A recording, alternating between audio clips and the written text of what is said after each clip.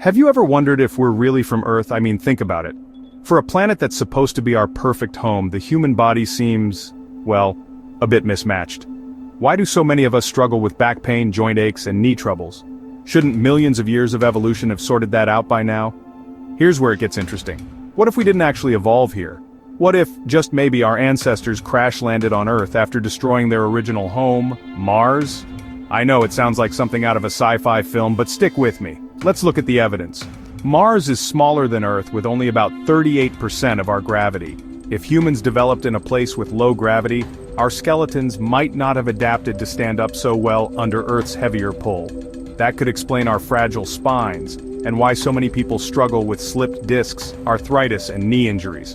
In fact, astronauts who spend long periods in space, where gravity is almost zero, often come back with muscle and bone issues eerily similar to what we see in everyday life. But there's more. Mars once had water, a thick atmosphere, and was, at least for a while, a much more hospitable place. If a civilization grew up there, it might have reached a point where war, pollution, and neglect made the planet unlivable. Think about it. If you looked up at the night sky, saw Earth, blue, welcoming, and full of promise, wouldn't you want to make the journey? Some scientists have pointed out other oddities too. Human babies are uniquely helpless at birth compared to other animals. Maybe our bodies are still adjusting to this planet. Then there's the question of sunburn and allergies. Most animals are perfectly adapted to their environments, but we burn, sneeze, and struggle with all sorts of environmental irritants. It's almost as if we're visitors, still trying to find our place.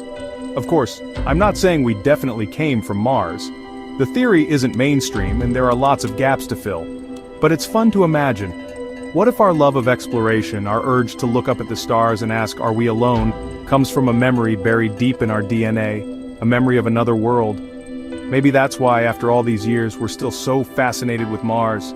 Maybe we're not just searching for life out there, we're searching for home. So next time your back twinges or your knees ache, don't just blame bad luck or old age. Maybe, just maybe, you're feeling a little homesick for Mars.